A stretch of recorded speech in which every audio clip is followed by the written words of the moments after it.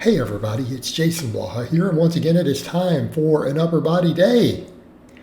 This is going to be super long. I trimmed this down. I had to run all this because I'm running this really good footage now through the iPhone.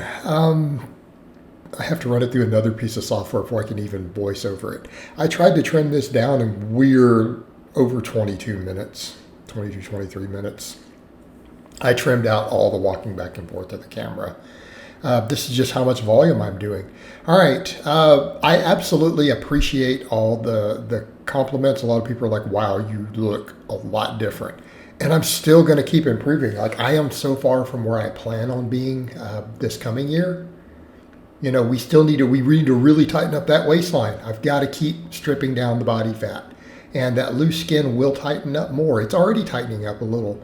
But I've got to lose all the fat in the area all around. The love handle, the flank, low back, upper hip area, all that's got to burn off. Legs are getting pretty lean, everything else getting pretty lean. We're in a good place with a lot of that, but it's got to keep improving and I've got to keep gaining muscle in the right areas. And yes, my training is very bodybuilder. It's very bodybuilder, but I have to bias it. I've told people already we really should balance strength and aesthetics. I think that it's a good idea. We should try to excel at different things. I don't see anything wrong with that. Because I've been so biased towards the strength for so many years, I'm going to have to bias the other direction for a bit. Now, that doesn't mean we're not doing some classic lifts and some moderately heavy weight. And it will carry over. Look, a bunch of flat back, pause benching for high reps with a barbell still improves your max bench. All right. Same thing you guys be like, you can do a bunch of high rep deadlifts or whatever. It all carries over. We know this does. But I'm going to end up being thicker and leaner, so I'll end up having better Wilks scores if I get back on a powerlifting platform. Not a big deal. But right now, I've got to build all the muscle. I've got to bring up the arms, all that stuff. Right? We have to look better, and then we've got to strip the body fat down, and I'm continuing to do that. All right, but since I've gone back over to like I said I was doing, and quit trying to mess it all with any sort of low carb, because I know historically I tend to do well with a very carb dominant diet. We know that from this last lean bulk. You know, people have asked, why did you do that? It was for medical reasons. It wasn't because it's necessarily better for me for body composition. Guys, keep in mind, I have severe psoriasis and I have Meniere's disease. They both have autoimmune components. My psoriasis has gotten really out of control again in the last few months, or a couple of months, and so I was hoping I could circumvent that a little bit. That's the reason I originally started shaving my head. Now, I'm not going to claim the nonsense that I haven't had a lot of hair loss. I obviously have, but I do shave my head, and I have to shave my head. I absolutely have to with my psoriasis. Same reason I don't have a beard anymore. I love having a beard. I wish that my skin would let me grow a great beard. It just doesn't. So I was kind of hoping, it's like, could I try this and see if it helps a little bit? And I wasn't happy with any of it. Felt like the training suffered. So now I'm eating all these carbs. My diet is really dialed in. Very high carb, very high fiber, lots of plants. Right, a lot of nutrients, and then trying to get a decent amount of high quality animal protein. Although those numbers are not as high as you might expect. Right, I'm not trying to protein overfeed at the moment. It's carb dominant. So look at the training volumes I can handle, though. That's one of the things I noticed immediately. I can handle all these training volumes. The only downside is that I get really tremendous pumps because I'm doing a lot of reps, because I'm carbed up. I'm training fasted, by the way, but I'm still carbed up from the nights before because I'm pretty much just eating in about a 6 to 8 hour feed window in the afternoons to evening. Most days it's actually only 5 to 6. Some days I do it for 8 hours, but that's usually not the case. I can handle a lot of volumes. The volumes have been great. The only thing I'm running into, sometimes my lats are getting so pumped that I can't do certain things, and that's one of the things I'm definitely noticing. You guys will see when I get to the incline bench, because I'm really carbed up and then my lats are pumped from the pull-ups, I can't get the dang bar to touch my chest with a light weight. So I'm just like, why try? I'm just going to do what gives me an intense stretch and just as low as it will go without me rowing the weight into my chest. And I think people don't realize that when I talk about the incline and I touch, I've said that before. I have to have a certain amount of weight on the bar because I have to row the bar to my chest. They're like, what do you mean? You just can't lower it? No. My lats and back are big enough, and then once they get pumped, I have to row the bar to my chest. And with an empty barbell, I mean, it's pretty much impossible. Like, I can't get my lats to do that. So even when I went with 135 today, I couldn't touch my chest. And I'm just like, why don't I just stretch until I feel my chest get a deep stretch, and just as far as the pecs will stretch under the weight. Because does it really matter? I mean, if we're having to row the weight into it, that's not really the weight stretching the muscle fibers.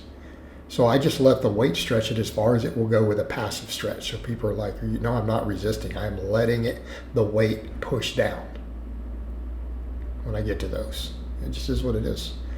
But back over to the point of the looking better, getting leaner. I appreciate the compliments. I think in this last sets of footage in this last week, because of the better camera, that's been noted. People are like, oh man. Because yeah, this isn't really magical lighting. This isn't special lighting. This is my garage. Okay? This is what it is. We're just in here filming and training. Okay? So yeah, I mean, definitely physique has improved tremendously. Lots of people have noticed it. I've had to ask people in real life, do I actually look like this? Because when I saw some of the footage, I'm like, I don't look like that. And they're like, no, this is what you look like all the time. Okay. So, all right. Because at first I didn't accept it. I thought maybe this is the camera doing something tricky. Especially the curl stuff, like the dumbbell curl stuff. I'm like, no, I don't look like that. But apparently I do. Body dysmorphia. All right. So what did we do though? Bench press. 5 sets of 10, wide grip, pause bench, 225. Then we did 5 by 10 pull-ups, trying to get the longest range of motion I can personally get. Keep in mind, I'm doing the dead hangs, I'm doing pullovers. My mobility is improved. It's not perfect.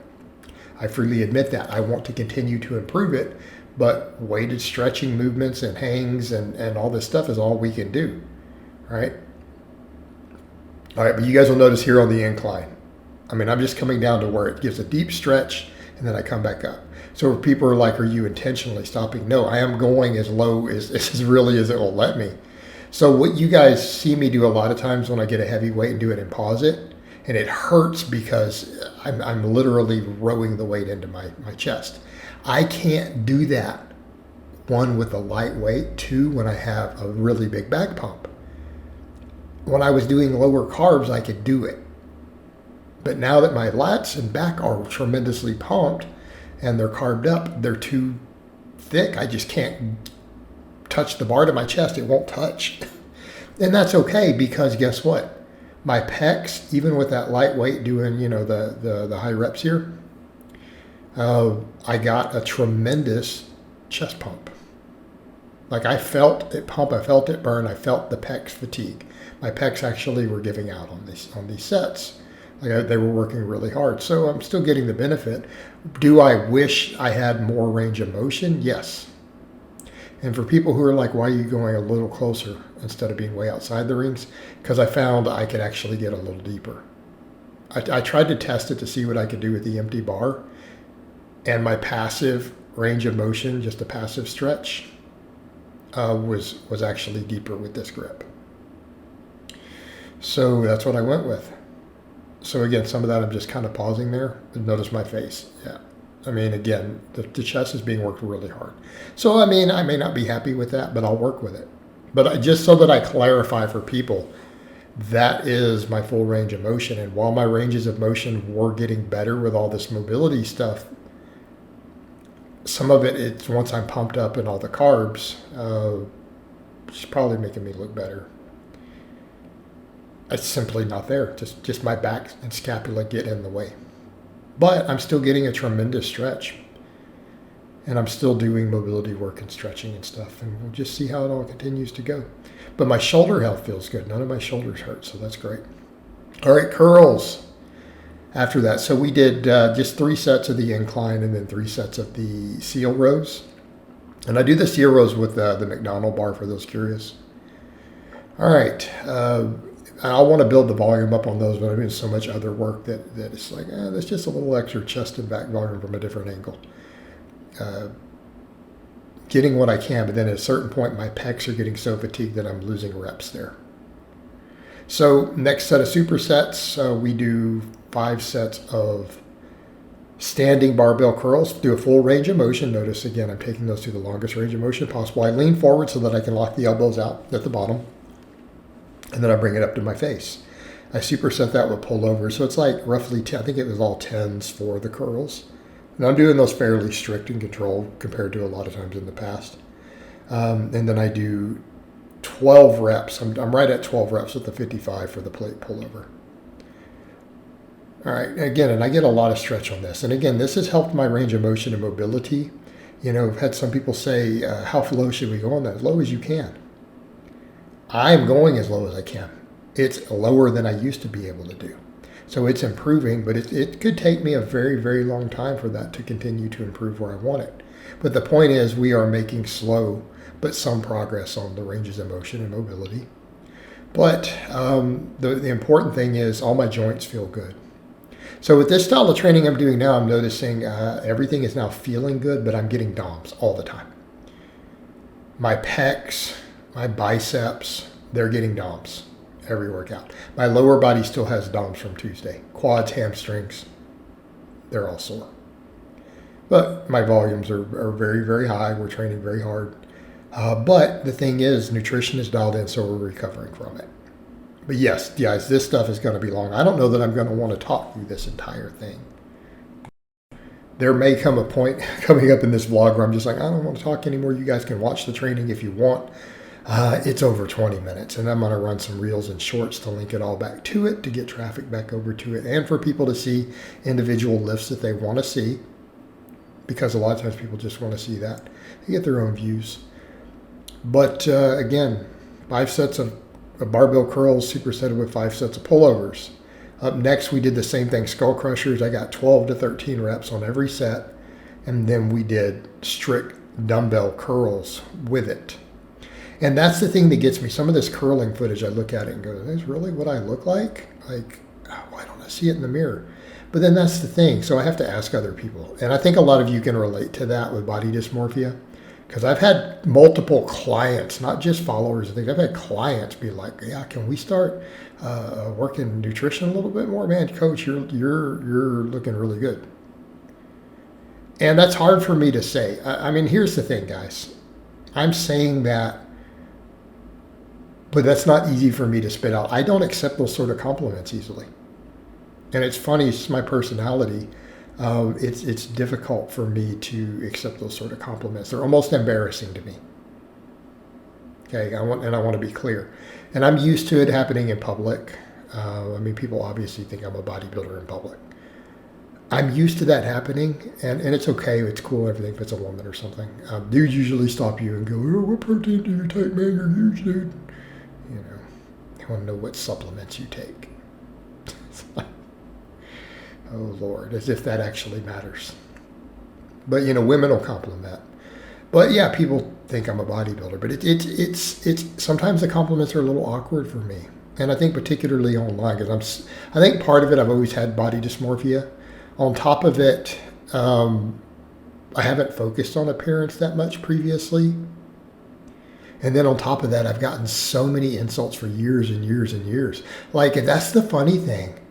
I get messages right now from haters every single day calling me fat. Every day, 7 days a week. Even though clients who are paying me money are saying, oh, you're looking good. Followers are coming in saying I'm looking good. I've had people who have come in and they've said in comments, I used to be a hater, but man, dude, you've changed your physique. You look a lot better. I'm not going to be a hater anymore. Like, you know, it's kind of like tell someone to put up or shut up, and you did. So, you know, that's the thing. That's the funny thing of me doing some of this. It's changed a lot of people's minds. But I'm going to continue to work on it. I'm not where I want to be, you know. Ideally, people say, well, where do you want to be? You know what I think would be perfect? Add another 1 to 2 inches to my arms, okay? And drop about 10 pounds of fat from where I am now, okay? I would say that would be an ideal place to be, Okay, that would be an ideal place to be. Because again, the fat loss will tighten that waistline up. The arms will change the proportions that I need. But look at the arm work we're doing. After all these big movements, what did I do? I did 10 sets of curls and 10 sets of triceps. That's after all the pressing, pulling, pullovers. Okay? And I'm aware that's a lot of volume. But I'm recovering from it. If I can recover from it, and it's fairly novel training response, let's see what it does. You know, I've made arguments against a lot of these studies with the volumes, and I think some of it's silly. But here's the thing, because I've said most people can't recover, most people don't have the time, blah, blah, blah. I actually do, though. So my criticism of a lot of that is saying, even if it's really possibly true, for most people it's not practical. But ironically, and that advice I think is good, because what are people chasing? 1%, 2%, a few percent more? But my lifestyle allows me to recover. I do have the time to do it. My diet, rest, everything are dialed in. So from that perspective, let's see what happens. I'm like, okay, I'm going to actually mess with really pushing the volumes up. Okay. Well, we will see how this stuff pans out in the real world. All right, dumbbell curls though. I had to raise the camera on the next one. This is what I'm talking about. Like these footage of these dumbbell curls in general, I'm looking at this going, I don't see any of this in the mirror. How am I looking like this after the fact when I get up and I don't see this in the mirror? So that's why I have to actually ask other people, is this actually what I look like? You know, in person, because, you know, and it's like, and it's been confirmed. I'm like, oh, I need you to be honest. Like, don't bullshit me. So yeah, I guess it's not just the camera. And it's funny because I'm still not where I want to be yet, even looking at that. But it's like it's hard for me to envision that again because of body dysmorphia and a big concern for strength over appearance all these years. Yeah, it's a little hard for me to accept, to get my head around that. And then when I go, okay, that's where I am, but I know I need to keep improving. But do I really look like that? I don't know. It's a bit much for me. It's a bit much. I can't always get my head around it. But you know what? I'm going to keep working. I mean, those angles, that's a good angle, though. But yeah, I trim that waistline down more, add another inch or two to the arms. From what we're seeing right here, that's a real good place to be, I think. I think I'll be happy with that. All right? But you know what, guys? This is just too much talking. I don't want to keep rambling. You know, you guys can watch the rest of this. You can see me do a bunch of sets of band press downs to failure right after this. After this other arm work, I do 5 sets of those. So I'm going to wind down the talking. You guys can watch that if you want to. So I hope it's been informative. I love all of you guys and gals, and I'll talk to you next time.